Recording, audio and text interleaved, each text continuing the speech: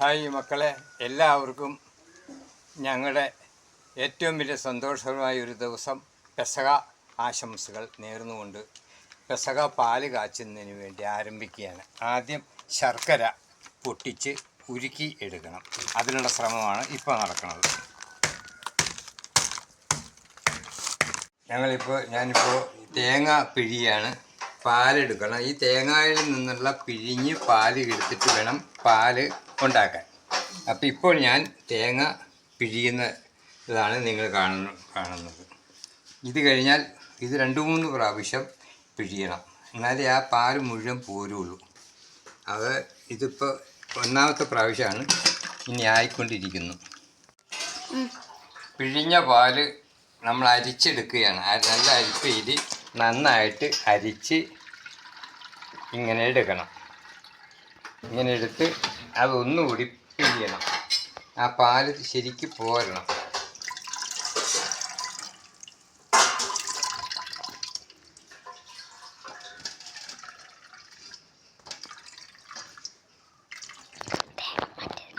ഇതാണ് നിങ്ങൾ കണ്ടുകൊണ്ടിരിക്കുന്നത് തേങ്ങാപ്പാൽ. ഇനിയും പിഴിയാനുണ്ട്.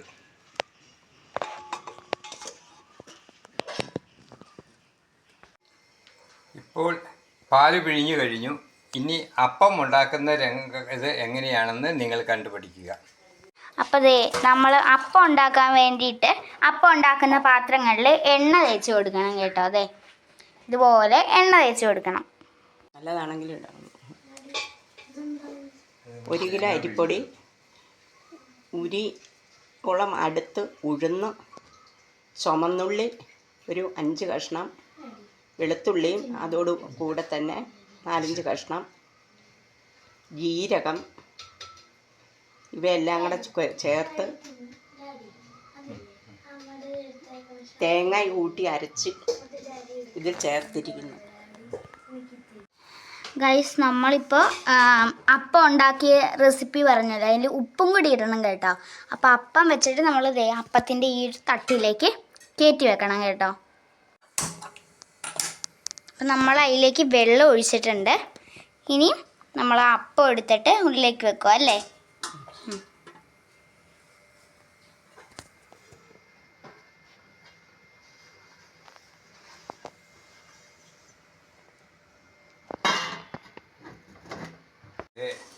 ഇനി ശർക്കര നമ്മൾ പൊടിച്ചെടുത്തിട്ട് അല്പം വെള്ളം ചേർത്ത് പാത്രത്തിലൊഴിച്ച് ഉരുക്കാൻ വെച്ചിരിക്കുകയാണ്.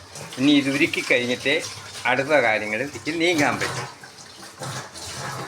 ശർക്കര ഇങ്ങനെ ഈ പാനീയത്തിൽ നമ്മൾ ഉരുക്കിയെടുക്കണം.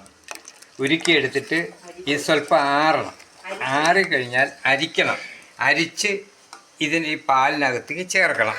ആ ചേർക്കുമ്പോൾ ഒന്നുകൂടെ അത് കാണിച്ചു തരുന്നതായിരിക്കും. ശർക്കര പാനി ഉരുക്കി ഇതിനകത്തേക്ക് പാലിനകത്തേക്ക് ചേർക്കുകയാണ്.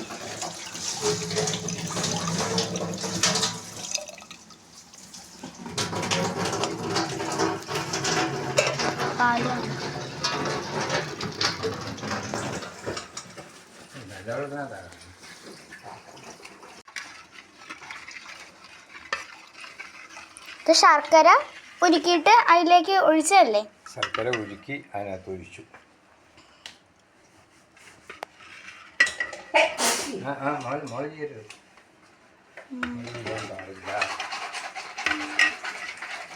മക്കളെ, അങ്ങനെ അടുപ്പ് കത്തിച്ചു.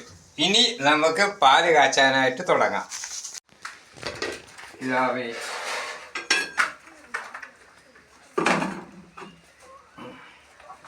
പിതാവേ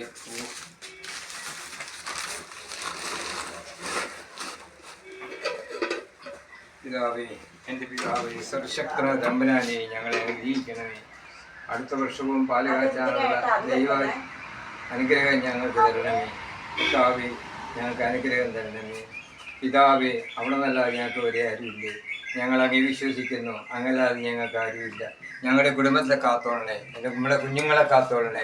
എൻ്റെ എല്ലാ കുഞ്ഞുങ്ങളെയും. ഇങ്ങനെയാണ് പാല് അടുപ്പ് വെച്ച് കാച്ചി ഇത് പാല് വേകണം. പാല് വെന്ത് തിളയ്ക്കും. തിളച്ച് കഴിയുമ്പോഴത്തേക്കും അതിനൊരു സ്മെല്ല് വരും. ആ സ്മെല്ല് നമ്മൾ നോക്കുമ്പോഴത്തേ ആവിയിൽ നിന്ന് മൂത്തിട്ടുണ്ടോ, ഇത് ഒരു തരം പാകമാകുന്നതിന്, എല്ലാം അങ്ങനെയാണല്ലോ, ഒരു പാകമാകുന്നതിന് ഒരു സ്മെല്ല് വരും. ആ സ്മെല്ല് വരുമ്പോഴത്തേക്കും പാവായി പാലായി ഒരു കുറുക്ക് പോലെ വരും. തീരെ തലപ്പാൽ ഒഴിക്കുകയാണ്, ഒന്നാം പാൽ ഒഴിക്കുകയാണ്.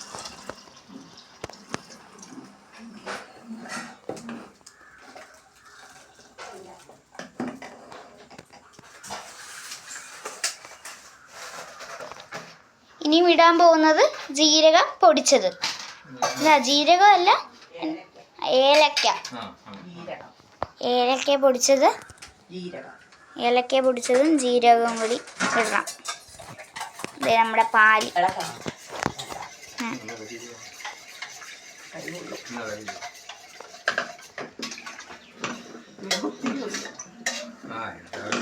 പൊന്നിയാട്ടാ കുടിച്ച് തീർത്താക്കണം.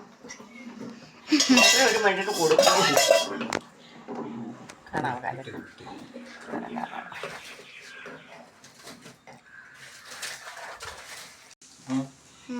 ഇനി നമ്മൾ ചെയ്യാൻ പോകുന്നത് ചുക്കും ജീരകവും ഏലക്കായും കൂടി പൊടിച്ചത് ആവശ്യത്തിനിട്ട് ഇളക്കിയെടുക്കുക. ഇതാണ് പൊടി.